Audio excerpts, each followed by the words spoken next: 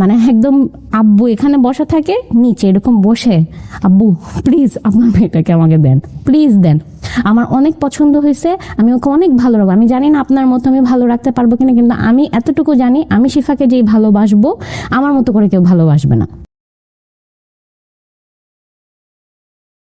আসসালামু আলাইকুম প্রিয় দর্শক এবং শ্রোতা, আল্লাহ সর্বাবস্থায় আমাদের সবার মঙ্গল করুন সেই দোয়া এবং শুভকামনা জানিয়ে শুরু করছি লাইফের একটি এপিসোড। যারা আমাদের অনুষ্ঠানে আসতে চান দয়া করে আমাদেরকে ফোন করবেন। আমাদের ফোন নম্বর হচ্ছে 09639888877। এছাড়া আমাদেরকে চাইলে মেইলও করতে পারেন, যেমন আজকের আমাদের অতিথি যিনি আছেন তিনি কিন্তু আমাদেরকে মেইল করেছিলেন। আমাদের মেইল অ্যাড্রেসটি হচ্ছে sharemystory24@gmail.com। আমাদের ভিডিওর কোনাতে এই দুটো মেইল অ্যাড্রেস এবং ফোন নাম্বার দেয়া আছে এবং আপনারা চাইলে এটা টুকে নিতে পারেন। তো আমি কথা বাড়াচ্ছি না, চলুন একটু জানার চেষ্টা করি কে রয়েছে আমার সঙ্গে। আপনার নামটা একটু বলেন প্রথমে। জি, আমার নাম হচ্ছে সানজিদ আক্তারি এবং আমার ডাক নাম হচ্ছে Shifa Chowdhury. Shifa is a very good name, কোনো সন্দেহ নাই। শিফা মানে তো আরোগ্য, it's an Arabic name, right? Okay. Shifa, বয়স বলতে কোনো সমস্যা না, আমার বয়স এখন বর্তমানে 25। এবং আপনি এসেছেন চট্টগ্রাম থেকে? হ্যাঁ, চট্টগ্রাম। শিফা, আপনার জন্ম জেলা? আমার জন্ম ঢাকাতে, আর আমার বাবার বাড়ি হচ্ছে নোয়াখালী, বাট ওখানে কখনো যাওয়া হয়নি। ঢাকাতে জন্ম, চট্টগ্রামে থাকছেন সিচুয়েশনালি, এবং আপনি হচ্ছে আপনার 25 বছরের জীবনের গল্প নিয়ে আজকে আমাদের সামনে এসেছেন। শুরু করেন। আমার বাবারা প্রায় 5-6 ভাই বোন, তাদের মধ্যে শুধুমাত্র আমার বাবাই ফাইট করে পড়াশোনা করেছে, বাকিরা কেউ ওইরকম পড়াশোনা করাতে চেয়েছে, করেনি। ওকে। আমার দাদি অনেক আগে মারা গিয়েছিল, আমার দাদা আবার আরেকটা বিয়ে করেছিল। আমার বাবা খুব পরিবার থেকে এই বিষয়টা নিয়ে যখন খুব মনোমালিন্য হয়, নিজে ক্লাস 9-এ সে বাড়ি ছেড়ে চলে যায়, ঢাকায় চলে আসে। ওই নোয়াখালী থেকে আমার বাবার তখন ঢাকায় চলে আসা। এসে আমার বাবা একটা ট্রাভেল এজেন্সির একজন পিয়ন হিসেবে তখন জবে ঢুকে। যে মালিক ছিল তার একটা ফ্যাক্স করতে হবে, খুব ইমার্জেন্সি ছিল। তখন আমার বাবাকে বলেছিল যে সাইদ, তুমি পত্রিকাটা এখান থেকে নিয়ে আসো, তুমি কি পড়াশোনা করতে পারবো? বলছে হ্যাঁ আমি পারি। বলে তুমি কি ফ্যাক্স করতে পারবে? বলে হ্যাঁ আমি পারি। তো তখন উনি অনেক আশ্চর্য হয় যে উনার অফিসে একজন পিয়ন, ও কিভাবে এত কিছু পারে। তো বলে তুমি আমাকে একটু ইংলিশ বলে শোনাও তো। তো আমার বাবা তখন অনর্গল ইংলিশ পড়ে। তখন বলে তুমি কিসে পড়ো? বলতেছে আমি 9-এ পড়ি। যখন জানে তখন দেখে যে আর্থিকভাবে আমার বাবা খুব অসচ্ছলতায় ভুগছে। তো ওই সময় আমার বাবার যে বস থাকে উনি বলে যে তুমি কি পড়বা, আমি যদি তোমার দায়িত্ব নিই? বলছে হ্যাঁ স্যার পড়বো। তো তখন ওই সময় আমার বাবাকে নটরডেম কলেজে ভর্তি করে। সিরিয়াসলি? রাইট। কত সালের গল্প? ওই সালটা আসলে আমার অনেক পরে, মুক্তিযুদ্ধের আগে না পরের? হ্যাঁ, মুক্তিযুদ্ধে পরে। ওকে, ফাইন। তখন নটরডেম কলেজের নাইট শিফট ছিল। ওকে। নাইট শিফটে আমার বাবা পড়াশোনা করতো, সারাদিন অফিস করতো, ওভাবে পড়াশোনা করতো। এইভাবে আমার বাবার যিনি বস ছিলেন, তো উনি আবার ওনার ফ্যামিলি সবাইকে নিয়ে আমেরিকায় সেটেল হয়ে যাবে, এখানে আর বিজনেসটা করবে না। তো তখন উনি বলে যে সাইদ তোমার সমস্যা নাই, আমার ভাইয়ের কাছে আমি দিয়েছি, ওনার ভাইয়েরও ট্রাভেল এজেন্সি ছিল, তুমি ওর কাছে থাইকো, দেখবা যে ওখান থেকে তুমি ভালো কিছু আমি মনে করি করতে পারবা। এবং ওকে বলা আছে তুমি যতটুকু পড়তে চাও তুমি ততটুকু পড়তে পারবা। প্রায় 1.5-2 বছর কাজ করার পরে ট্রাভেল এজেন্সির মধ্যে সবচেয়ে বড় একটা কোম্পানি হচ্ছে, ওইখানে আমার বাবার পরে জব হয় একজন জুনিয়র এক্সিকিউটিভ হিসেবে। 1.5-2 বছর থাকার পরে আমার বাবা একটা ভালো পজিশনে চলে যায়, তার নিজের একটা আলাদা একটা সার্কেল হয়, সে অনেক ভালো করতে থাকে। তো ওই সময় আমার বাবা আর কি বিয়ে করে ফেলে, এবং তারপরে আমার বাবা মায়ের বিয়ের 1 বছরের মাথায় আমি চলে আসি। তো যখন আমার ভাই হয় 2005 সালে, তখন আমার বাবার ব্যবসায় এতটা ভালো হয় যে যেটা কল্পনার বাইরে। উনি এটা শুরু করে কিভাবে? বিকজ উনি তো কর্মচারী ছিল। হ্যাঁ, কর্মচারী ছিল, কিন্তু ট্রাভেল এজেন্সির ব্যবসাটা হচ্ছে এটা তো ভিসা প্রসেসিং এর ব্যাপারগুলো, সো এখানে অতটা ক্যাপিটাল লাগে না। না, ওরকম ক্যাপিটাল লাগে না। বাট যেহেতু স্টুডেন্ট ভিসা, এখন যেমন হচ্ছে বিভিন্ন কাউন্সেলিং হচ্ছে কোম্পানিগুলো ছিল, এগুলো তো তখন ছিল না। তখন তো মানুষ হাতে হাতে ব্যবসা করতো, একটা সার্কেল করে ফেলতো, তো একটা অ্যামাউন্ট থাকতো যে ঠিক আছে আমি স্টুডেন্ট ভিসার জন্য আমি এটা করে দিচ্ছি, আমি সব প্রসেসিং করে দিব, হলে আমাকে এটা দিতে হবে। আচ্ছা আচ্ছা। এভাবে অনেক ক্যাপিটাল চলে। আপনার সঙ্গে আপনার ভাইয়ের বয়সের ডিফারেন্স কত? প্রায় 4.5 বছর। তো আস্তে আস্তে বাবা জমি কেনা শুরু করলো, যতটুকু অ্যাসেট করা প্রয়োজন। আমার বাবা মা আবার খুব শৌখিন মানুষ, তারা খুব ঘর সাজাতে পছন্দ করে। আমার বাবা সবসময় একটা কথা বলে যে রুকে কষ্ট দেওয়া যাবে না, যেটা খেতে মন চেয়েছে এটা এখনই খেতে হবে। আজকে বিরিয়ানি খেতে মন চেয়েছে তো আজকে বিরিয়ানি খাবো, কালকে পান্তা ভাত খেতে হলে কালকে পান্তা ভাত খাবো। খুবই শৌখিন মানুষ। তো তারা খুব শখ করে একটা ফ্ল্যাট বুকিং দেয়, তখনই আমার ভাই যখন হয় তখনই দেয়, এবং ওইটার কাজ আস্তে আস্তে চলতে থাকে। খুব ভালো চলতে থাকে, এবং এত ভালো যে আমি দেখেছি অনেক সময় ঘুম থেকে উঠে যে আমার বাবা সারা রাত আসেনি, হয়তো প্যাসেঞ্জার গিয়েছে, সে তার কাজের জায়গায় যথেষ্ট লয়াল ছিল এবং অনেক পরিশ্রমী একজন মানুষ ছিল, এবং অল্প সময় অনেক বেশি উপরে উঠে যাওয়ার কারণে অনেকে চোখেও পড়ে যায়। তখন সবাই চারিদিকে যে আরে সাঈদের তো সেই অবস্থা হয়ে গেছে। তখন আমরা যে এলাকাটায় থাকতাম, আমার মনে আছে যে প্রতি শুক্রবার আমাদের বাসায় সকালে দরজা খোলা হতো এবং বিকেলে মাগরিবের পরে দরজা বন্ধ করা হতো। আমার বাবা কখন মসজিদে যাবে এবং কখন আমার বাবার সাথে এত মানুষ আসবে, সবাই আমাদের বাসায় খাবে। প্রতি শুক্রবার আমাদের বাসায় খাওয়া হতো, এবং মানে কোনো লিমিট নাই। আমার বাবার অনেক বড় একটা আক্ষেপ ছিল তার মাকে সে করতে পারে নাই, ওই যে কারণে কাজগুলো সে করতেন। কারণ আমার দাদি হচ্ছে মারা গিয়েছে ব্লাড ক্যান্সারে। আমি স্কুলে যখন পড়াশোনা করি তো তখন দেখা যায় যে আমার বাবার একজন খুব ক্লোজ ফ্রেন্ড ছিল যিনি আসলে পড়াশোনা ওরকম করেনি, তো কিন্তু তারও ফ্যামিলির অবস্থা খুব খারাপ থাকার কারণে আমার বাবা কি করে, আমার বাবার অফিসে, তখন অলরেডি আমার বাবা মতিঝিলের শাপলা চত্বরের ওখানে 4 তলা একটা বিল্ডিং অফিস নিয়ে ফেলেছে, খুব ভালো অবস্থা। তো তখন আমার বাবার অফিসের একজন অ্যাসিস্ট্যান্ট হিসেবে আমার বাবা তার ফ্রেন্ডকে জব দেয়, এবং সে সবসময় বলতো যে আমি সাঈদকে অলওয়েজ ফলো করি, আমার ভালো লাগে, ও যা করে আমি ওর মতো হতে চাই, আমার বাবার ফ্রেন্ড এটা বলতো। তো সেও দেখা যায় যে 1.5-2 বছরের মাথায় তারও লাইন হয়ে যায়, তো সেও এই ব্যবসার ঘুমোর যখন বুঝে যায় তখন সে বলে যে না, আমি তোর সাথে থাকবো না, আমি আমার মতো বিজনেস করবো। 2012 সালে আমরা আমাদের ফ্ল্যাটে উঠি। ফ্ল্যাটে ওঠার কথা ছিল 2009 সালে। 3 বছর যাবত আমার মা আর বাবা তারা শৌখিনতার বসে বিভিন্ন জায়গা থেকে বিভিন্ন জিনিস কালেক্ট করে করে একটু করে পুরো ফ্ল্যাট সাজিয়েছে। 12 সালে হঠাৎ করে আমার বাবা খুব ডিপ্রেশনে থাকে, প্রায় দেখতাম যে সে মানে ঠিক মতো কারোর সাথে কথা বলতো না, তার ফেস ধরে আছে, অফিস থেকে খুব মেজাজ গরম করে আসছে। তো আমার আম্মু যখন জিজ্ঞেস করে যে কি হয়েছে আমাকে বলো, তো বল না, ব্যবসার ব্যাপার তুমি বুঝবা না। তা এরকম করে প্রায় 1.5-2 মাস যায়। আম্মু দেখে যে না, বাবার মধ্যে অনেক চেঞ্জ আসতেছে, মানে খুব উগ্র মেজাজ হয়ে যাচ্ছে, খুব টেনশনে থাকছে, সিগারেটের উপর সিগারেট খাচ্ছে, মানে কারোর সাথে কথা বলছে না, আম্মু কিছু জিজ্ঞেস করতে আসলে ধমকের উপর ধমক দিচ্ছে। তো একটা পর্যায়ে আম্মু দেখে যে আসলে ডে বাই ডে এই জিনিসগুলো বেশি হচ্ছে, এবং আমাদের বাসায় দেখা যেত যে 2-3 লাখ টাকা এমনি ক্যাশ ফেলে রাখতো, বিপদে আপদে লাগতে পারে এটার জন্য। তো একটা দিন এরকম হয় যে আব্বু অফিসে চলে যায়, সকালে আব্বু আম্মুকে ফোন দিয়ে বলে, শিফান আম্মু তো বাসায় কত আছে 2-2.5 লাখের মতো, কেন? তো আমার বাবাকে আমার মা হচ্ছে অন্ধবিশ্বাস করতো, কারণ আমার বাবা মা হচ্ছে পছন্দ করে বিয়ে করে, এবং আমার মায়ের ফ্যামিলিতেও আমার মাকে আসলে ওইভাবে তখন মেনে নেয়নি দেখে আমার মার আসলে বাবা ছাড়া আর কেউ ছিল না, এবং অসম্ভব ভালোবাসতো দুইজনকে। তাদের লাভ স্টোরি শুনে আমি বড় হয়েছি। তো তখন যেটা হয় যে আম্মু বলে কেন লাগবে, তো বলে হ্যাঁ তুমি একটু পাঠাও তো, মানে আব্বুর অ্যাসিস্ট্যান্টকে পাঠায়, তো আব্বুর জন্য টাকাটা পাঠায় দেয়। তো আম্মু নর্মালি জানে যে এরকম অনেক সময় হতো যে আব্বু টাকা চাইতো, আবার এনে সেটা ফিল আপ করে রাখতো। তো অনেকদিন হয়ে যায় আব্বু আর কোনো টাকা ফিল আপ করে না। তো তখন হচ্ছে আমি পিএসসি পরীক্ষা দিয়েছি ক্লাস 5-এ। তো আম্মু তখন একদিন হঠাৎ করে বাবাকে প্রশ্ন করে যে তুমি তো টাকা দিলা না আমাকে, টাকা কোথায়? তো তখন আব্বু রেগে যায়, হ্যাঁ তুমি আমার কাছে টাকার হিসাব চাচ্ছ কেন? আমি কি টাকা না দিয়ে থাকি? দিব, কয়দিন পরে দিব। তো আব্বুর কিছু অ্যাক্টিভিটিস আম্মু বুঝতে পারে যে তো সামথিং ইজ রং। তখন খোঁজ খবর নেওয়া শুরু করে। খোঁজ খবর নিতে পরে আম্মু জানতে পারে যে আমার আব্বুর যে ক্লোজ ফ্রেন্ডটা যিনি ছিলেন, তো ওনার সুবাদে তো আরো অনেক ফ্রেন্ড সার্কেল হয়েছে ব্যবসা করতে, যে ওখানে সবাই ব্যবসায়ী মানুষ। তো আব্বুকে কেউ একজন কোনো একটা বারে নিয়ে গিয়েছিল যেখানে আর কি জুয়া খেলা হয়। আমার বাবার কোনো বদভ্যাস নেই, শুধু সিগারেট খাওয়া ছাড়া, এবং সে এই জিনিসগুলো কখনো ছুঁয়েও দেখে না, কখনো তার এগুলোতে ছিল না। সে প্রচন্ড পরিশ্রমী মানুষ, সকালে যেত, রাতে আসতো, এসে ঘুমিয়ে যেত, এবং এতটা ভালো অবস্থা ছিল আমি দেখেছি অনেক সময় ঘুম থেকে উঠে আমার বাবা আমাদের বালিশের নিচে এরকম বান্ডিল টাকা রাখতো। মানে তার খুব শখ, এটা একটা আজব ধরনের শখ যে তার ছেলে মেয়ে টাকার বিছানায় ঘুমাবে। তো অনেক সময় হয়েছে ঘুম থেকে উঠেছে, বাবা বলেছে আম্মু একটু বিছানার বালিশটা সরাতো, সরাই দেখছি এতগুলো টাকা।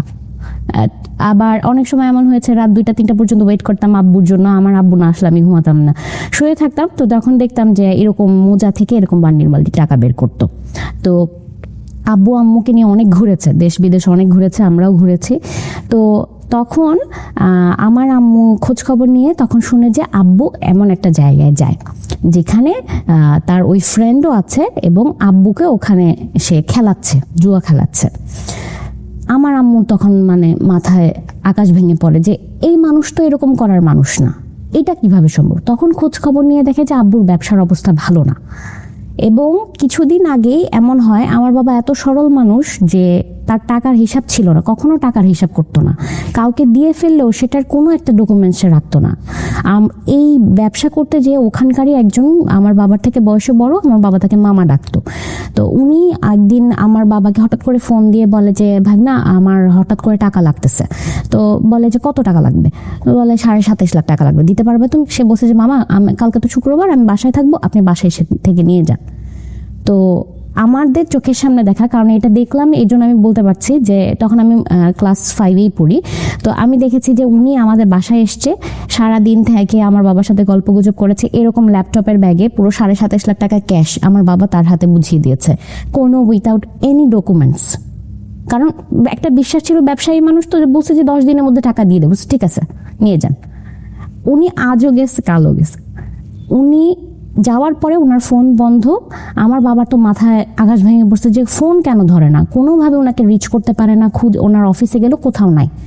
পরে খোঁজ নিয়ে দেখে উনি ওনার ছেলে ফ্যামিলি সহ ইটালি চলে গেছে। তো মানে টাকা মেরে দিছে এক কথায়। অনেক অসুস্থ হয়ে পড়ে ওই সময়। আর তখন ব্যবসাতেও খুব খারাপ অবস্থাটা চলছিল। আম্মু একদিন রাতে বাবার জন্য ওয়েট করে। আমার বাবা কখন এমন হয়নি যে রাত 12টার পরে বাইরে ছিল। তো ওই দিন বাসায় আসতে আসতে ভোর 4টা বাজে, চেহারার দিকে তাকানো যাচ্ছে না। তো বলতেছে তোমার এই অবস্থা কেন? ওই দিন আম্মু ধরবে আব্বুকে। তো ড্রয়িং রুমে বসে বলে যে তুমি কোথায় যাও আমাকে বলো তো। বলছে কোথায় যাই? আমি অফিসের কাছে ছিলাম, আমি এয়ারপোর্টে ছিলাম। বলছে না তুমি সত্যি করে বলো, তুমি বলবা না আমি বলবো।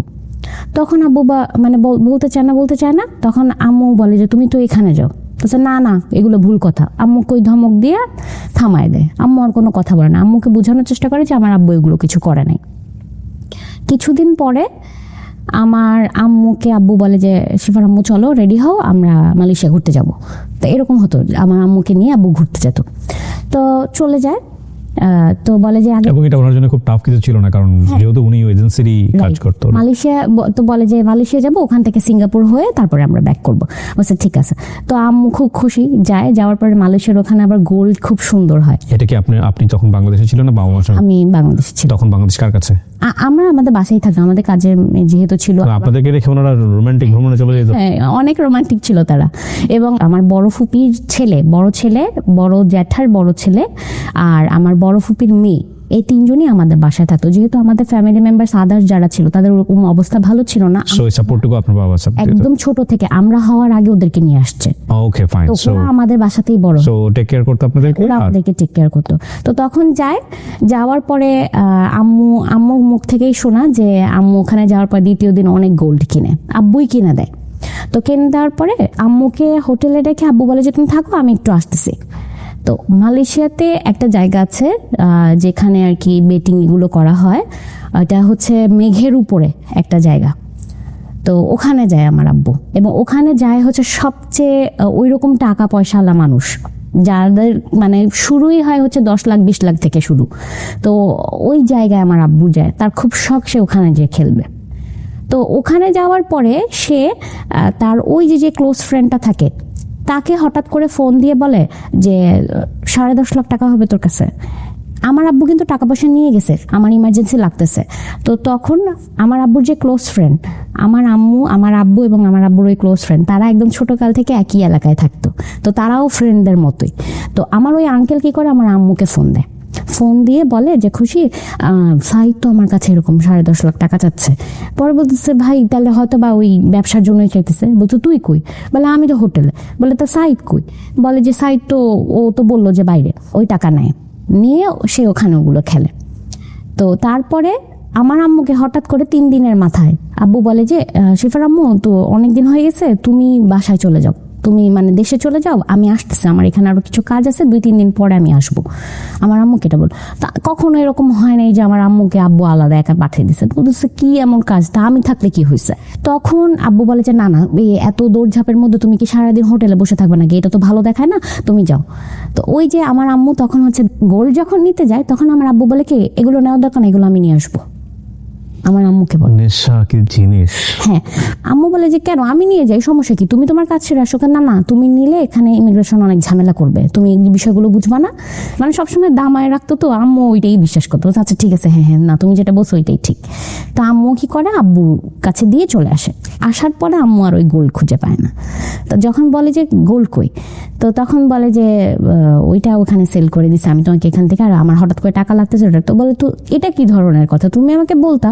তো তখন বলে যে থাক, ওগুলা লাগবে না, আমি তোমাকে আবার কিনে দিব, সমস্যা নেই। নিয়ম মাফিক আমার বাবা অফিসে যাচ্ছে, আমরা কিন্তু এর মধ্যে কিছু হয়েছে কিনা আমরা কিছু জানি না, কারণ আমার আম্মু কখনোই বাবা মার মধ্যে যেটা হতো আমাদের উপরে সেটা আসতে দিত না। 3-4 দিন পরে দেখা যায় যে হঠাৎ করে একদিন সকালে 11টার দিকে আমাদের বাসায় একজন মানুষ আসে। উনি স্ট্যান্ডার্ড চার্টার্ড ব্যাংক থেকে আসে। আমার বাবা স্ট্যান্ডার্ড চার্টার্ড ব্যাংকের তখন ভিআইপি ক্লায়েন্ট ছিল। উনি আসে, আমার বাবা তাদের ফোন রিসিভ করতেছে না এটার জন্য। ভিআইপি অ্যাকাউন্ট হোল্ডার তো আপনি বোঝেনই, মানে স্ট্যান্ডার্ড চার্টার্ড ব্যাংকের ভিআইপি অ্যাকাউন্ট হোল্ডিং মানে হচ্ছে কিন্তু বিগ অ্যামাউন্ট অফ ডিলিং হয়, আর অ্যাকাউন্ট একটা মিনিমাম বার থাকে যে এই পরিমাণ অর্থ থাকতে হবে তাহলে আপনি ভিআইপি সুবিধাগুলো পাবেন। So basically VIP account holder বলতে এগুলো বোঝায়, আরও ব্যাংক অ্যাকাউন্ট পেতে অনেক কিছু হয়। হ্যাঁ, তো তারপরে দেখা যায় যে উনি আসে, তো উনি এসে বলতেছে ম্যাডাম স্যার আসলে আমাদের ফোন ধরতেছে না, আমরা প্রায় 3 মাস ধরে ওনার সাথে কথা বলার চেষ্টা করছি। প্রথম উনি কল ধরেছে, ওনাকে মিটিংয়ের জন্য বলা হয়েছে যে আমাদের সাথে এসে একটু দেখা করেন। তো উনি আজকে ডেট দেয়, কালকে ডেট দেয়, উনি আর আসে না। তো আমরা আসলে স্যারকে রিচ করতে পারছি না। ওনার অফিসে গিয়েছিলাম, তখন ওনাকে পাইনি। এই নিয়ে 3-4 বার ওরা চলে গেছে। তো বাধ্য হয়ে ওনারা আমাদের বাসায় আসে। তো আম্মু বলে ঘটনা কি সেটা আমাকে বলেন। তো বলে যে আসলে যে অ্যামাউন্টটা ওখানে রেখেছিল সেটা আমার বাবা একদিন উঠিয়ে ফেলেছে। তো এইটা তো ওদের জন্য মানে আশ্চর্যজনক একটা ঘটনা যে একদিনে এত টাকার কেন ট্রানজেকশন হলো। অলমোস্ট প্রায় 2.5 থেকে 3 কোটি টাকা একদিনে উনি নিয়ে চলে গেছে। এবং ওরা তো যেহেতু আব্বু ভিআইপি ক্লায়েন্ট ছিল, সেক্ষেত্রে আমার বাবাকে তারা ক্রেডিট কার্ডও দিয়েছিল একটা ভালো অ্যামাউন্টের, সেটাও সে তুলে নিয়েছে। তো সেটা তো রিফিল করতে হবে। এই 3 মাস যাবত আমার বাবা কোনো রিফিল করে নাই। এই পারপাসে আর কি তারা কথা বলবে আমার আব্বুর সাথে, কিন্তু আমার আব্বু তাদেরকে আজকে ডেট দিচ্ছে, কালকে ডেট দিচ্ছে, হচ্ছে না। আমার আম্মু রাতে বাবা যখন আসে কথা বলে, তখন আমার আব্বু স্বীকার করে যে আমার আব্বু আমার আম্মুকে বলে যে আমার ব্যবসায় অনেক বড় লস হয়েছে, আমি অফিসও বিক্রি করে দিব, আমার কোনো কিছু রাখা সম্ভব না, অনেক টাকা আমার ঋণ হয়ে গেছে। তা আম্মু বলে কি ঋণ হয়েছে, কেন হয়েছে, তোমার তো কখনো আমি এরকম দেখি নাই। তো তখন আব্বু বলে কি যে না তুমি বুঝবা না, আমি আসলে জাপানের এরকম 46টা ভিসা স্টুডেন্ট ভিসা করতে যেয়ে আমি অনেক টাকা লসে পড়ে গেছি, ভিসাগুলো হয় নাই, মানুষদেরকে আমার টাকা আরো জরিমানা দিতে হয়েছে, এগুলো বুঝায়। তো তখন আম্মু বলে এখন কি করবা, বলতেছে যে দেখি অফিস তো বিক্রি করছি। তা আম্মু বলে অফিস বিক্রি করছো তো ওইখানেই তো অনেক টাকা পাইছো, এই টাকা দিয়ে তো এটা শোধ হয়ে যাওয়ার কথা। বলে না, ওগুলো অন্য কাজে লাগাইছে। কি কাজে লাগাইছে, এত কথা তোমার শুনতে হবে না। আমার আম্মুকে সবসময় এরকম করতো। তো পরে যে আব্বু এর 10-12 দিন পরে বলে কি শিফার আম্মু একটা কথা বলবো তোমাকে।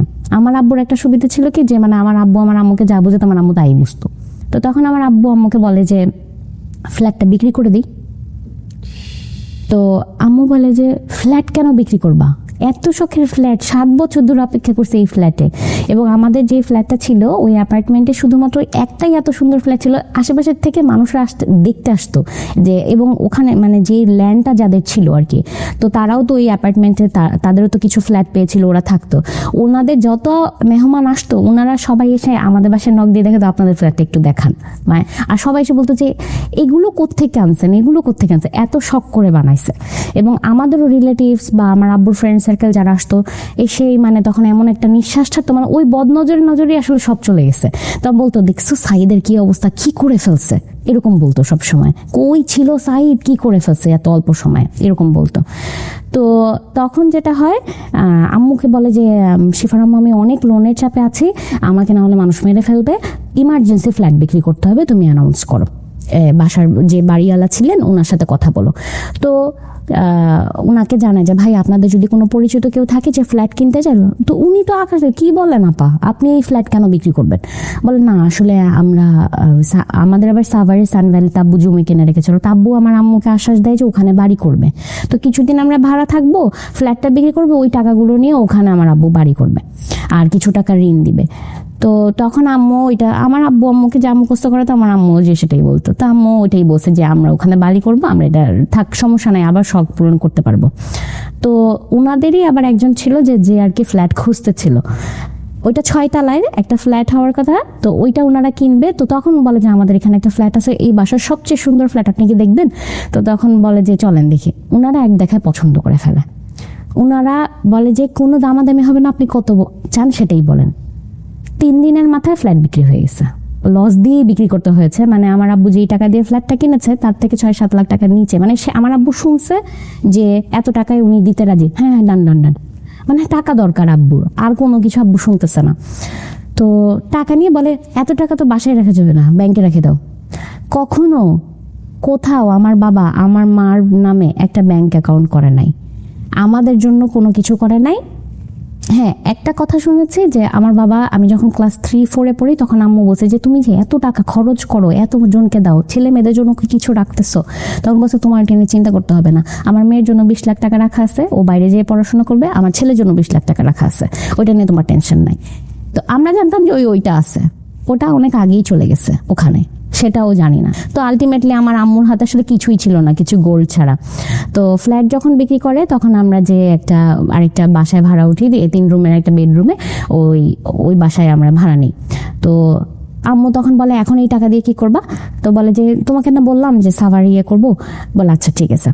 তো এরকম করে খুব সুন্দর যায়। হঠাৎ করে একদিন আমার বাবার মত বদলায়, আমার বাবা বলে সিফার আম্মু আসলে এখানে মনে হয় ব্যবসা ভালো হবে না, আমার মনে হয় দেশের বাইরে চলে যাওয়াটা ভালো হবে, পরে তোমাদেরকেও নিয়ে যাব। তো আম্মু বলে এটা তো ভালো কথা, আমি তো তোমাকে আজকে না বহুত আগেই বলছি, যখন তুমি এত ঘোরাফেরা করো তখনই বলছি তুমি ওখানেই সেটেল হয়ে যাও, আমরা সবাই মিলে চলে যাই, একটা ভালো ফিউচার হবে। তখন তো যেতে রাজি হও নাই। তো বলে যে জাপানে ভালো সুবিধা আছে, আমি ওখানে যেতে পারবো। তো আব্বু এই কথা বলে যে তাইলে তো টাকা লাগবে অনেক। টাকা কোথায়? ওই যে ফ্ল্যাট বিক্রির টাকা। তো বলে যে তাহলে বাড়ি করবো না? বলে না, তাহলে বাড়ি করে কি করবো, তোমাদেরকে তো নিয়েই চলে যাবো 1-1.5 বছরের মাথায়। আম্মু ওইটাই বিশ্বাস করে, বলে তাহলে কি আমি ওখান থেকে খরচ করবো? আম্মু বলছে করো খরচ। তো তখন হচ্ছে যে আব্বু বলে যে ভিসা তো হয়ে গেছে, টিকিটও কেটে ফেলছি, তাহলে সব প্যাকিং করি। 4টা লাগেজ সে প্যাকিং করছে, বাইরে যাওয়ার জন্য যা যেভাবে করা দরকার সব করছে, বাসায় ভর্তি করে বাজার করে দিছে, করে খাওয়া দাওয়া করে আমাদের থেকে বিদায় নিয়ে আম্মু তখন বলছে একবার জন্য যেহেতু যাচ্ছ, 1.5 বছর পরে আমরা যাব বলছো, তাহলে তোমাকে একটু আমরা এয়ারপোর্টে পৌঁছাই দিয়ে এসে। বলছে না লাগবে না, যাই নাই কেউ। আব্বু গেল, তারপরে 2 দিন হয়ে গেছে আব্বু আর ফোন দেয় না। তো তখন ফোন দেয় না কেন? এরপরে যখন আমরা মানে খোঁজ খবর, আমার আম্মুর তো অবস্থা খারাপ।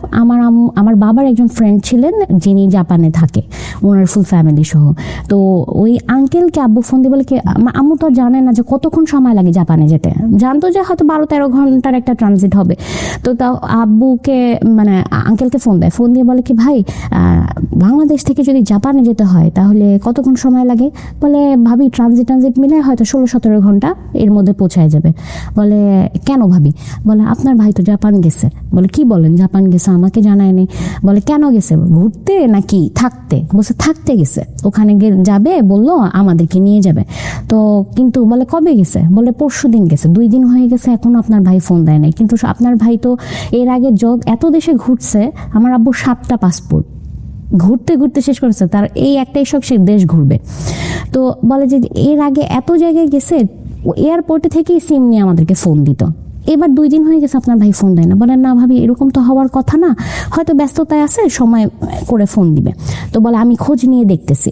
7 দিন 8 দিন হয়ে যায়, আমার আব্বু কোনো খোঁজ নাই। আমার আম্মুর অবস্থা খারাপ, আমাদের অবস্থা খারাপ, আমার আব্বু কোথায় আমরা জানি না। এমন কোনো মানুষ নাই যার কাছ থেকে খোঁজ নিতে পারবো যে আসলে আব্বু কি আছে নাকি আব্বু নাই পৃথিবীতে, সেটাও জানতেছি না। আমার আম্মুরা 2 বোন, আমার আম্মুর বড় বোন আসে। তো আমার খালু যিনি থাকে, উনি একদিন গুলশানের ওই দিক দিয়ে যাওয়ার সময় আমার আব্বুকে মনে হয় দেখছে লাগে। আমার খালু রাস্তার এই পাশ আর ওই পাশ, তো এক ঝলক দেখছে, আমার খালু এসে বলে যে আমি সাইদকে দেখছি। আম্মু এটা বিশ্বাস করেন, বলে কি বলেন আপনি এগুলো? বলে না আমি দেখছি এবং ও আমাকে দেখছে, ও আমাকে দেখার সাথে সাথে এখান থেকে সরে গেছে।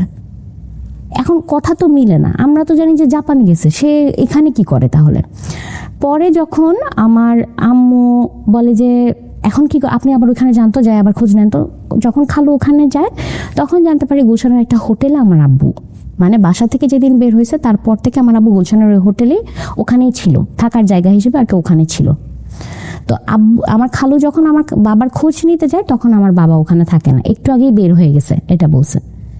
তো ঠিক জাপানে যাওয়ার ডেট থেকে শুরু করে 17 দিনের মাথায় আমার আম্মুর নাম্বারে আরেকটা নাম্বার থেকে ফোন আসে, বাংলাদেশের একটা নাম্বার থেকে ফোন আসে, এবং ওই ফোনটা আসলে আমি তখন আবার ধরি।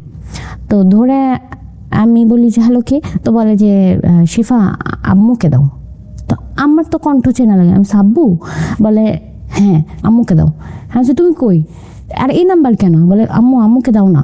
তা আম্মুকে দেয়, তখন আমার আব্বু মানে এক কথায় আসামে সারেন্ডার করে যেরকম ওরকম, যে শিফার আম্মু তুমি আমাকে মাফ করে দাও, আমি সব শেষ করে ফেলছি, আমার আসারও জায়গা নাই, আমি আসলে জাপান যাইনি, আমি কি মুখ নিয়ে দেখাবো, আমি আসলে সব টাকা নষ্ট করে ফেলছি।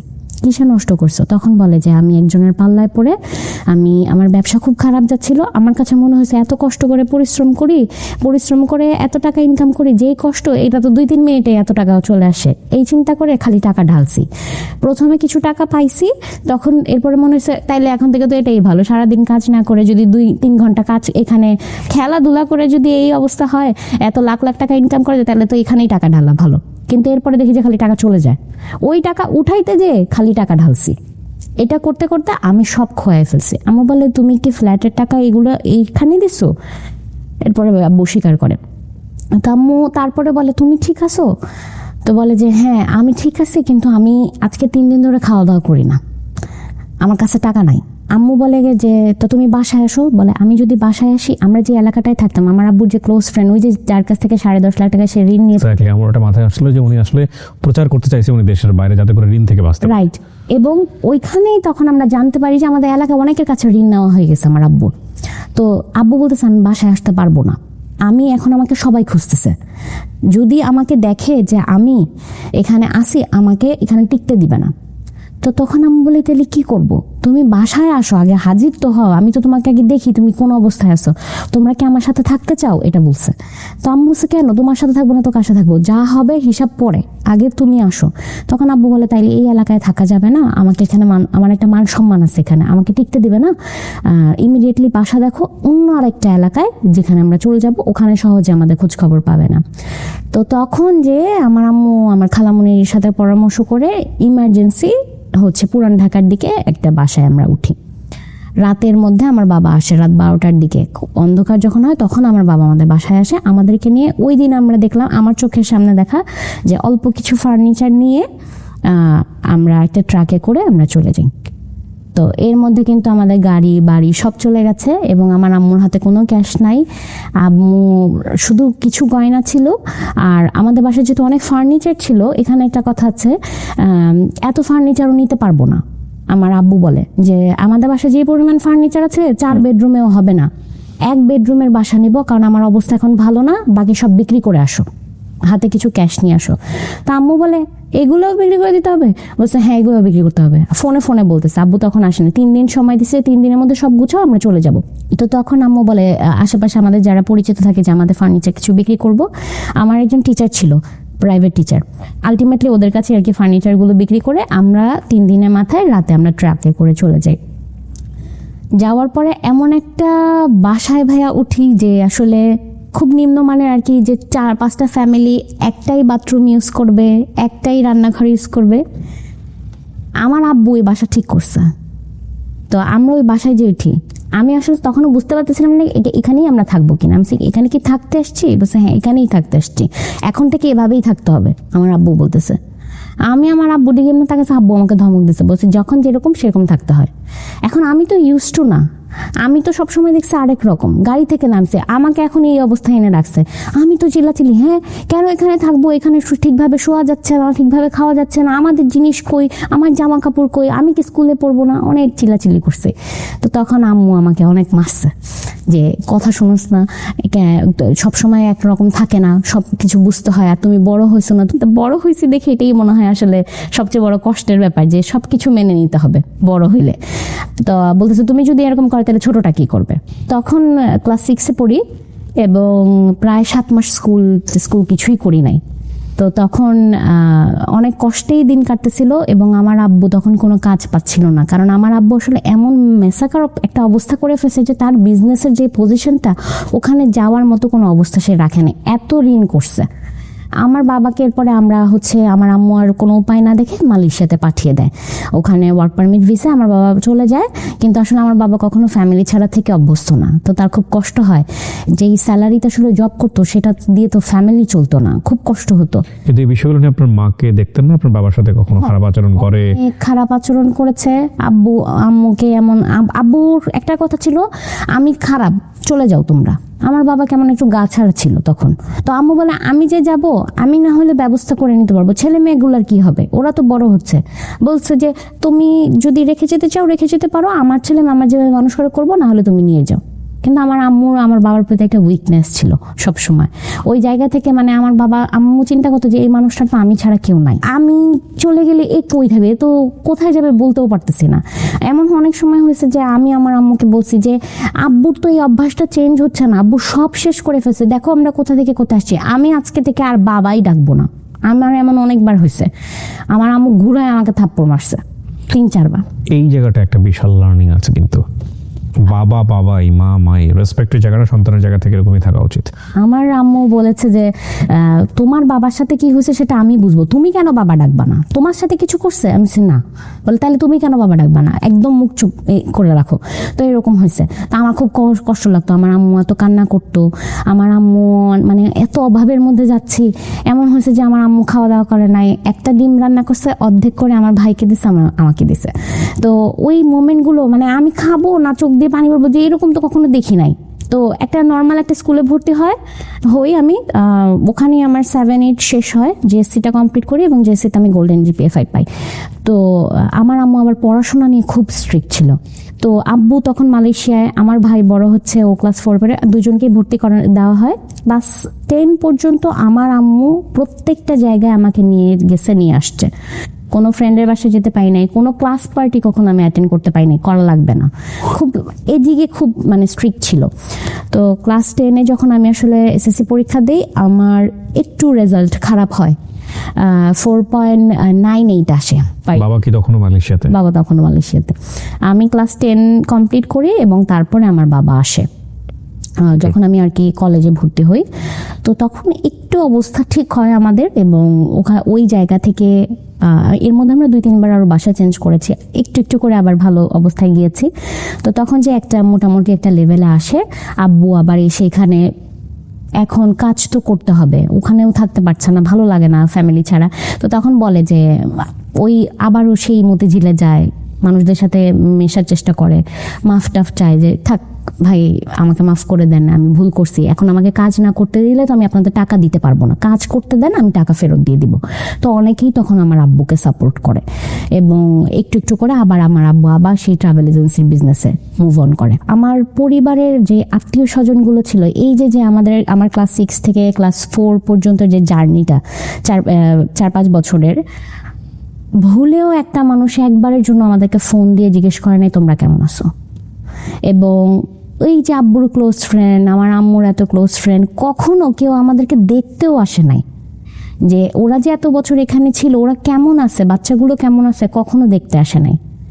এমন হয়েছে যে খুব খারাপ সময় গেছে, আমার আম্মু এমন কিছু মানুষের কাছে টাকা ধার চাইছে কিছু কিছু সময়, যে জানে যে বলা লাগবে না, এর আগেই দিয়ে দিবে, কিন্তু ওই মানুষগুলো এত বাজেভাবে রেসপন্স করছে আমার আম্মুকে, যে আমার আম্মু মানে মুখ কোথায় লুকাবে, মানে আমার আব্বুকে নিয়ে এত বাজে কথা বলছে। তা এরকম অনেকবার হয়েছে। তো মানুষ তখন আর কি চেনা হয়ে গেছে, যে যখন মানুষ বিপদে পড়ে কেউ সাথে থাকে না, আর যারা তখন ওই মধ্যে থাকে তারাই তোমার প্রকৃত বন্ধু। আমি ইন্টারে যখন পড়াশোনা করি, এই প্রথম আমার আম্মু আমাকে বলে যে ঠিক আছে, এখন থেকে তুমি একা যাতায়াত করবা, তুমি বড় হয়েছো, তুমি বুঝো, আমি তোমাকে বিশ্বাস করি, আমি জানি যে তুমি ইনশাল্লাহ এমন কোনো কিছু করবা না।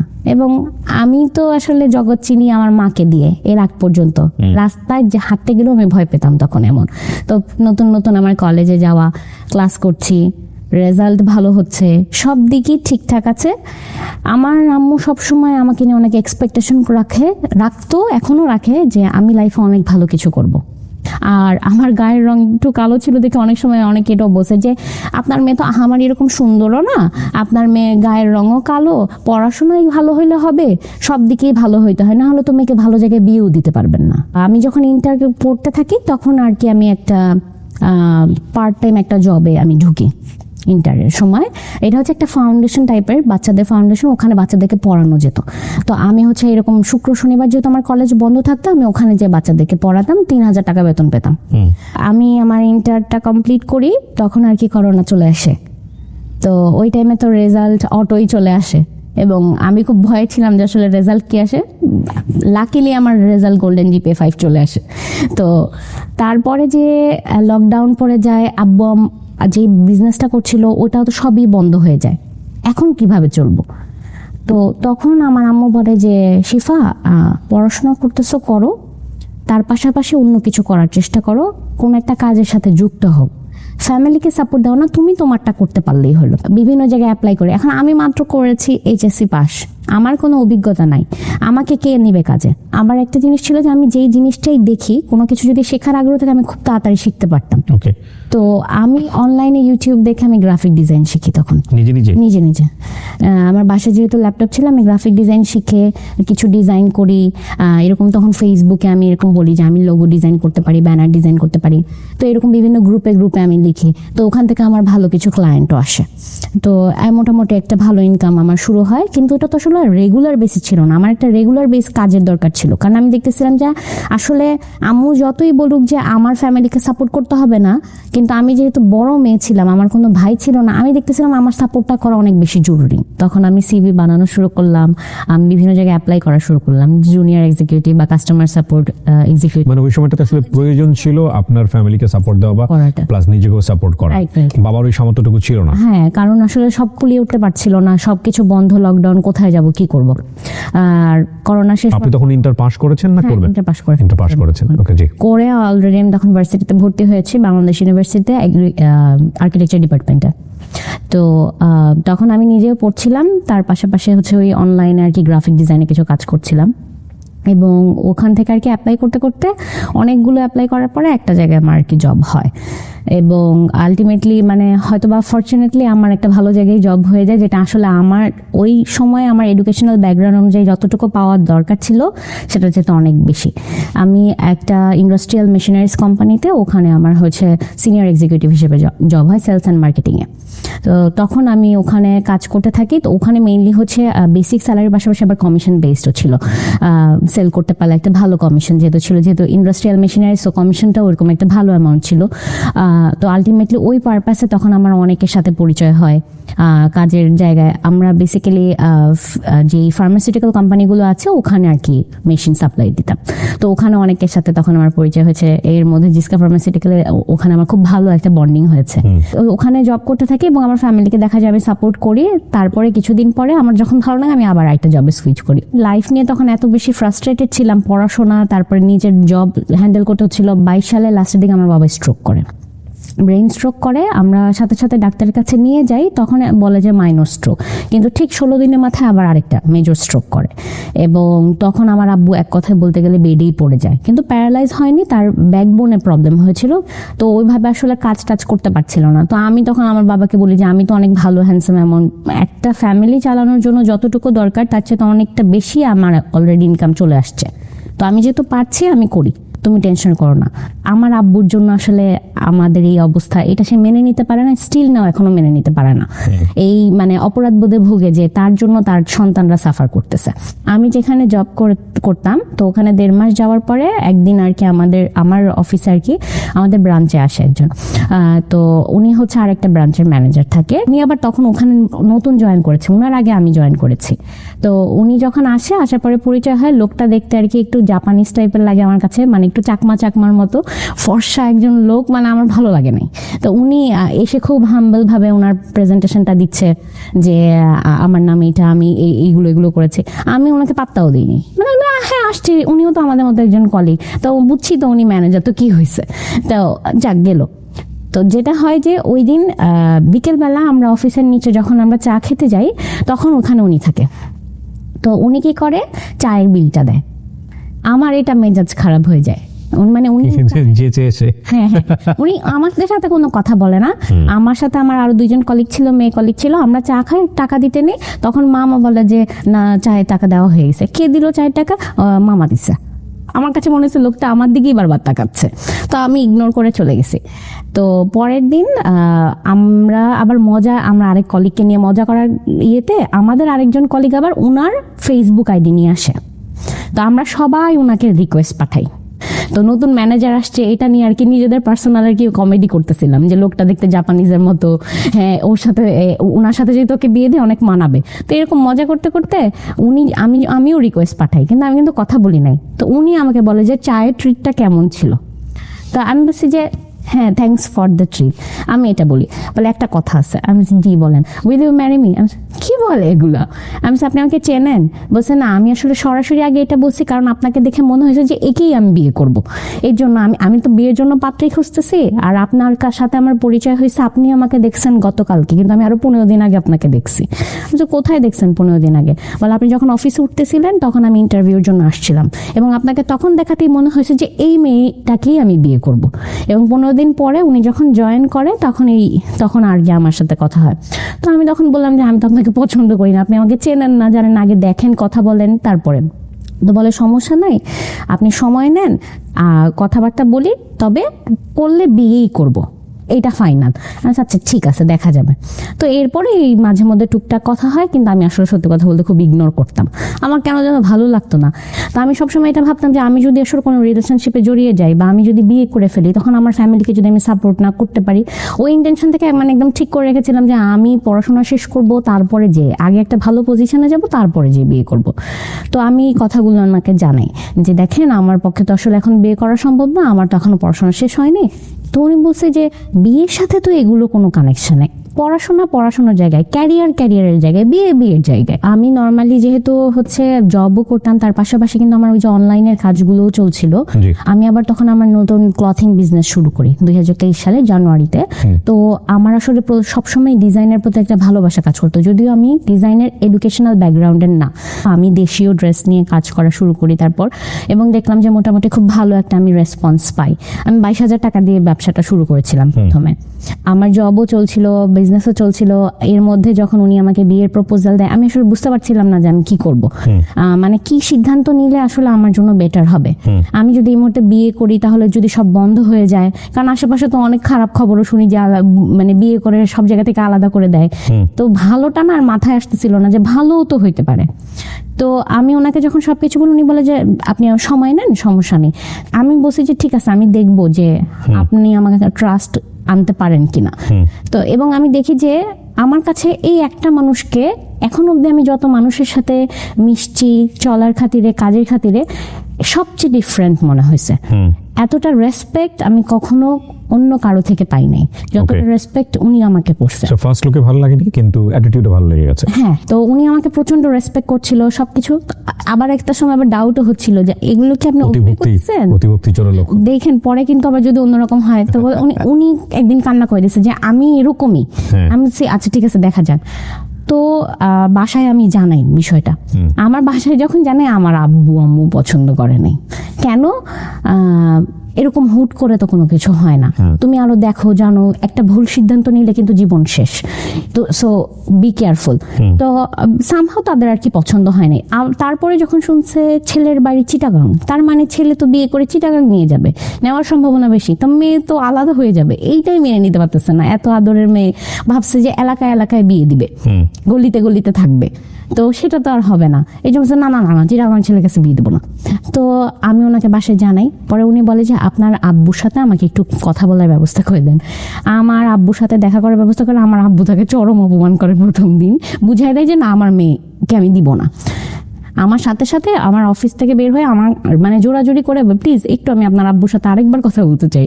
আবার এসে আমার আব্বুর সাথে এরপরে বলে মানে একদম আব্বু এখানে বসা থাকে, নিচে এরকম বসে আব্বু প্লিজ আপনার মেয়েটাকে আমাকে দেন, প্লিজ দেন, আমার অনেক পছন্দ হয়েছে, আমি ওকে অনেক ভালো রাখবো। আমি জানি না আপনার মতো আমি ভালো রাখতে পারবো কিনা, কিন্তু আমি এতটুকু জানি আমি শিফাকে যেই ভালোবাসবো আমার মতো করে কেউ ভালোবাসবে না। তো পরে বলতেছে আর টাকা পয়সা নিয়ে সমস্যা নাই, আমি হয়তো এখন যতটুকু ইনকাম করতেছি ইনশাল্লাহ আগামীতে আপনি দোয়া করলে আমি আরো বেশি ইনকাম করবো, আপনি কোনো টেনশন করেন না, আপনার মেয়েকে আপনাদের থেকে আলাদা করব না, শুধুমাত্র আপনার মেয়েটাকে আমার কাছে বুঝাই দেন। তো তখন আমার আব্বু বলে যে ঠিক আছে আমি চিন্তা ভাবনা করে দেখি। উনিও ওনার ফ্যামিলিতে জানায়। এর মধ্যে আমি এই যে আজকে আমার যে লুক, আমি পর্দা করার চেষ্টা করছি বা যেটা, এটা আমার হাজবেন্ডের মাধ্যমেই। আমি আগে যেভাবে চলতাম আর এখন সেটা যারা আমাকে চেনে তারা দেখবে যে একদমই ডিফারেন্ট। সেটা আমার হাজবেন্ডকে খুশি করার জন্য আমি করিনি, আমার হাজবেন্ডের ফ্যামিলি একটু ওরকম ইসলামিক মাইন্ডেড, আপনি অ্যাকসেপ্ট করেছেন, রাইট। সে আমাকে এমন ভাবে এনভায়রনমেন্ট গুলো ক্রিয়েট করেছে যে আমি ফিল করেছি যে দুনিয়াতে আল্লাহ ছাড়া আর কেউ তোমার আপন না। আমি এটা ফিল করছি এবং আমি এটা ফিল করছি যে আল্লাহর কাছে যেটা চাইলে পাওয়া যায় আর কারো কাছে সেটা চাইলে পাওয়া যাবে না। মানুষের কাছে চাইলে অপমানিত হতে হবে, কিন্তু আল্লাহর কাছে চাইলে আল্লাহ 10টা দরজা খুলে দেয়। আলহামদুলিল্লাহ আমি এটা সবসময় একদম গর্ব করে বলি, যেটা আমার হাজব্যান্ডের উসিলা হয়ে আসছে আমি, উনি আমাকে হেল্প করেছে। তো বিয়ে হয়ে গেল আপনাদের? আমি আসলে অনেক ফ্যামিলির এগেইনস্টে আমি একই বিয়ে করবো, কারণ আমি একটা সময় রিয়েলাইজ করছি যে this is the right person. তো তখন আমার কাছে মনে হচ্ছে যা কিছু হবে হবে, যাই এবার লাভ দিই। ইন্টারেস্টিং বিষয় বলি, পৃথিবীতে যে কোনো জিনিসই, প্রাণী হোক আর বস্তু হোক, প্রথমে যদি সেটা নেগেটিভ থাকে আপনার কাছে, লাইক ভালো লাগতেছে না, এরপরে যদি সেটা আপনার ভালো লাগে বিশেষ কোনো কারণে বুঝে শুনে, ওটা কিন্তু মারাত্মক ভালো লাগা হয়। আলহামদুলিল্লাহ মানে এত ভালো একটা ফ্যামিলি পেয়েছি যেটা আমি আসলে কখনো কল্পনা করিনি, আর আমার বাবা মাও চিন্তা করে নাই। আর যেখানে আর কি আমাদের একটা স্ট্রাগল লাইফ গিয়েছে, তো তখন অনেক মানুষ বলছে যে মেয়েকে কিভাবে বিয়ে দিবে, কই যে পড়বে, কি করবে, সেখানে তো আমার আসলে সন্দেহটা আরো বেশি ছিল। কিন্তু যে দেখছি যে শাশুড়ি, এটা তো শাশুড়ি নাই, তো বেস্ট ফ্রেন্ড। কত বছরের সংসার? সংসার 2023 সালে শুরু হয়েছে, সংসার শুরু হলো মাত্র শুরু হলো। আপনার বেবি আছে? বেবি আছে 9 মান্থস রানিং। মাশাআল্লাহ মাশাআল্লাহ। মেয়ে? মাশাআল্লাহ। একটা মজার বিষয় দেখেছেন আজকের এই গল্পে যারা এতক্ষণ ছিলেন, শুরু থেকে শেষ পর্যন্ত এন্ডিং কি এটা নিয়ে একটা প্রশ্ন উঠছিল, রাইট? কিন্তু গল্পের মধ্যে একটা অদ্ভুত রকমের ফ্লো ছিল। গল্পের মেসেজটা আসলে কোথায়? সেটা হচ্ছে ফ্যামিলি কতটা ইম্পর্টেন্ট একটা মানুষের জীবনে। ওনার বাবার গল্পটাই আসলে গল্প এখানে। এই যে আপনার বাবার যে গল্পটা, এটা আপনার শ্বশুরবাড়ির পক্ষের লোকজন জানে? হ্যাঁ জানে, এবং they accept it very well, অনেক ভালোভাবে অ্যাকসেপ্ট করেছে। কারণ আমার বাবা তো ভুলটা শুধরে আবার ঠিক হয়ে গেছে, এই জন্য অ্যাকসেপ্ট করেছে। যে কারণ মানুষের জীবনে এরকম উত্থান পতন থাকে, আমাকে বলছে এগুলো কোনো ব্যাপার না। This is the story. একটা লাইনেই গল্প শেষ। মানুষের জীবনের ধরেন ফাইট করার বেশ কয়েকটা লেভেল থাকে। কি কি দিয়ে মানুষ ফাইট করে? প্রথমত হচ্ছে তাকে সুস্বাস্থ্যের অধিকারী হতে হয়। থাকে না, দিন এনে দিন যারা খায় তারা তো স্বাস্থ্যের উপরই নির্ভর করে বেশিরভাগ। তারপর আসলে মেধার জায়গায় আপনি শিক্ষার কথা বলতে পারেন। সব কিছু যখন একটার পর একটা ফেল করতে থাকে, তখন হচ্ছে লাস্টলি আমরা যদি বলি, যদিও এগুলো এভাবে লেয়ার করা থাকে না, তারপর আমরা বোঝানোর জন্য বলছি যে আসলে এই ইনস্টিটিউশনটা কতটা ইম্পর্টেন্ট। সেটা হচ্ছে ফ্যামিলি। সবাই দুনিয়া এক সাইড হয়ে গেছে, ফ্যামিলি আপনাকে অকুণ্ঠ সমর্থন দিয়ে যাবে।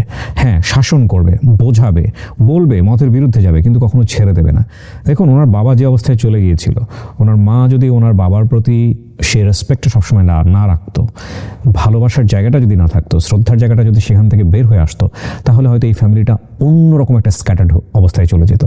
কিন্তু দিন শেষে তারা গিভ আপ করেনি, তারা রেসপেক্টের জায়গাটা ঠিক রেখেছে। এই গল্পের আরেকটা চমৎকার জায়গা ছিল, যখন ওর ভেতর থেকে ফিল করা শুরু করেছে যে আগের অবস্থা কি ছিল, এখনকার অবস্থা কেন বাবার জন্য এরকম হলো। সুতরাং বাবার সাথে ওর একটা অন্য ধরনের ইরেসপেক্ট একটা সম্পর্ক গ্রো করার সম্ভাবনা তৈরি হচ্ছিল। সেখানে ওর মা কিন্তু ফুল স্টপ দিয়ে দিয়েছে, না, বাবাকে রেসপেক্ট করতে হবে, বাবা মানে বাবা। এবং আপনি দেখেন খুব চমৎকারভাবে ওনার একটা ফ্যামিলি শুরু হয়েছে, এবং সেখানেও খুব শাশুড়ি বা শ্বশুরপক্ষের লোকজন এবং ওনার হাজব্যান্ড সবাই অসাধারণ মাপের মানুষ। আমরা দোয়া করি এগুলোতে নজর না লাগুক এবং এই সংসারটা সবসময় সুন্দর থাকুক। এবং আজকের এই গল্প থেকে আমাদের অনেক কিছু নেবার আছে। উনি নিজেও কিন্তু এখন অনলাইনে বোধহয় একটা বিজনেস করেন, রাইট? হিজাব এবং বোরকা কাস্টমাইজ আমি ডিজাইন করে থাকি। নিজে নিজে করেন, জি। এখান থেকেও কিন্তু উনি 6 ডিজিট আর্ন করেন, ওনার ফ্যামিলিকে উনি কন্ট্রিবিউট করছেন, পাশাপাশি ওনার আপনার হাজবেন্ড তো জবও করছে, আমার হাজবেন্ড একটা রিমোট জব করছে, সংসার খুব ভালো চলছে। কিন্তু এই যে সংসারের মধ্যে কোনো মানুষ ভুল করে ফেললে, বড় আকারের ভুল হয়ে গেলে, আনইমাজিনেবল ভুল হয়ে গেলে তাকে সংসার বিবর্জিত করে দেয়া বা এমন পরিস্থিতি তৈরি করে দেওয়া যে বাইরে চলে যাও, এই পরিস্থিতিটা যাতে কখনোই না হয়। মানুষের জীবনে ভুল থাকবে, মানুষের জীবনে অন্যায় থাকবে, মানুষের জীবনে ভুল শোধরানোর পথও থাকবে, এবং যতক্ষণ পর্যন্ত রিয়েলাইজেশন আছে ততক্ষণ পর্যন্ত এই মানুষটা খারাপ মানুষ না। সে হয়তো সাময়িক ভুল করেছে, তারপরে সে ফিরে আসবে। সেজন্য আমাদের সবাইকে ধৈর্য ধরতে হবে। আমি আপনাকে অনেক ধন্যবাদ জানাই, আপনি চট্টগ্রাম থেকে এসে আপনি আমাদের এই প্ল্যাটফর্মে এই গল্পটা শেয়ার করলেন। আমি শুধু শেষে একটা প্রশ্ন করে আজকের স্টোরিটা শেষ করব, সেটা হচ্ছে আমাদের তো একটা গল্প শুনে একটা লার্নিং হয়েছে, আপনি কেন বললেন বা আপনার শিক্ষাটা কি আসলে এই গল্প থেকে? শিক্ষাটা হচ্ছে আমি যেটা শিখেছি যে প্রথমে বলেছিলাম যে ফ্যামিলিতে আসলে খুব ভালো অবস্থা ছিল, তারপর হঠাৎ করে যখন পড়ে যায়, আমার মনে হয় যে পারিবারিক শিক্ষাটা অনেক ইম্পর্টেন্ট বাচ্চা লালন পালনের ক্ষেত্রে। সেখানে আসলে প্রত্যেকটা বাচ্চাকে ছোট থেকে শেখানো উচিত যে কোনো পরিস্থিতিতে খাপ খাওয়াতে হয়, না হলে ওদেরকে যদি যা চাই আমরা সাথে সাথে যখন দিই, তখন কিন্তু ওই বাচ্চাটা যখন একটা সময় পরে যে আর পায় না, তখন সে অনেক হিংস্র হয়ে যায়। তাকে যদি ব্যালেন্স করে শেখানো হয়, সে তার জীবনে এই কষ্টটা বা আক্ষেপটা থাকে না। যেটা আমার ক্ষেত্রে কি হয়েছে, আমি নিজে নিজে অ্যাবজর্ভ করেছি, পাইনি মানে আমাকে বলছে এখন এটা মেনে নাও, তো আমি তারপরে হ্যাঁ ঠিক আছে মেনে নিয়েছি, এই একটা বিষয়। আর দ্বিতীয় বিষয় হচ্ছে যে এখানে আমার পার্সোনাল লাইফের ক্ষেত্রে যেটা, যে আমার হাজবেন্ডের কথা যেটা আমি বলেছি, আমি খুব অল্প সময়ের পরিচয়ে কিন্তু আমি বিয়ে করেছি। এমন অনেক সময় হয়েছে যে আমরা অনেক মানুষকে চিনি, জানি, যাদেরকে আমরা অনেক লং টাইম ধরে চিনি, কিন্তু পরবর্তীতে যে দেখি যে আসলে মানুষটা ওই রকম না। কিন্তু সব সময় সন্দেহ আবার ঠিক হয় না। আমার হাজব্যান্ডকে প্রথমে আমার মনে হয়েছে যে সে অভিনয় করে। আর ফ্যামিলি বন্ডিং এর যে ব্যাপারটা, এটা আপনি যেটা বলেছেন এটা আমি 100% আমি একমত। কারণ হচ্ছে যে আমার বাবার ক্ষেত্রে বলেন বা আমার শ্বশুর বাড়িতেও অনেক রকমের সমস্যা, যেটাই থাকুক না কেন, আমরা সবাই আসলে একসাথে ছিলাম দেখে এত সুন্দর করে আমি আসলে গল্পটা এখন গুছিয়ে বলতে পেরেছি। যদি ব্যাপারটা অন্যরকম হতো তাহলে আসলে কোথায় যেয়ে ছিটকে যেতাম সেটা আসলে নিজেও জানি না। আর সেখানে আমার মার অবদানটা অনেক বেশি। আমি তো আপনার মাকে বলবো যে ওনার কারণেই আসলে পরিবারটা টিকে আছে। এক্স্যাক্টলি সেটাই।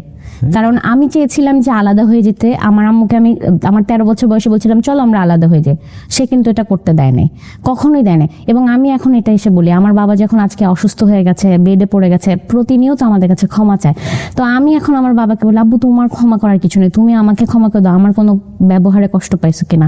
এখন এতটাই বাচ্চা হয়ে গেছে যে আমার তাকে জিজ্ঞেস করতে হয় তুমি কি খাবা, বলো তোমার কি খেতে ইচ্ছা করে। গতকালকে যেমন বলছি যে আমার এটা খেতে ইচ্ছা, আমি এটা যদি এনে দেই তাহলে তুমি কি আমাকে দোয়া করবা। আমি এখন, কারণ আমার হাজবেন্ড এটা আমাকে শিখিয়েছে যে যত পারেন বাবা মা থাকতে দোয়া নিয়ে নেন। ট্রু। অসাধারণ জায়গাতে শেষ হলো। প্রিয় দর্শক এবং শ্রোতা, আমরা আমাদের জায়গা থেকে বাবা মার কখনো যেন বিচার না করি। প্রত্যাশা করে আছেন বাবা জীবনে অনেক কামি আছে, আপনাকে অনেক কিছু দিয়ে যাবে, দিন শেষে দেখলেন যে না, বাবার আসলে দেওয়ার মতো কিছু নাই, মায়ের আসলে দেওয়ার মতো কিছু নাই, এবং তাৎক্ষণিকভাবে যদি আপনার মধ্যে চেঞ্জ চলে আসে বাবা মায়ের জন্য, তাহলে আপনি সঠিক সন্তান হন নাই দুনিয়াতে, আসলেই হন নাই। বাবা মায়ের কাছ থেকে যদি কিছু চাওয়ার থাকে তাহলে দোয়া চান, that is the best asset. কারণ ভাগ্য পরিবর্তন হয় চোখের পলকে। আপনি আজকে যে অবস্থায় আছেন কালকে এর চেয়ে অনেক বেটার থাকবেন বা এর চেয়ে অনেক খারাপ থাকবেন, সেটার কথা তো আপনাকে সৃষ্টিকর্তা বলেই দিয়েছে। হ্যাঁ, দিস ইজ আনপ্রেডিক্টেবল। সুতরাং বাবা মা খুব অল্প সময়ের জন্য ব্লেসিং আমাদের লাইফে, তাদের প্রতি যেন আমরা কখনোই হ্যাঁ অনেক সময় দেখা যাবে যে এমন কিছু আচরণ সামনে চলে এসছে যেটা সন্তান হিসেবে নেওয়া যাচ্ছে না, কিন্তু আমরা যেন কখনোই তাদেরকে বিচারের কাঠগড়ায় না তুলি। অনেক ভালো থাকুন, আজকের মতো পর্যন্তই। আসসালামু আলাইকুম।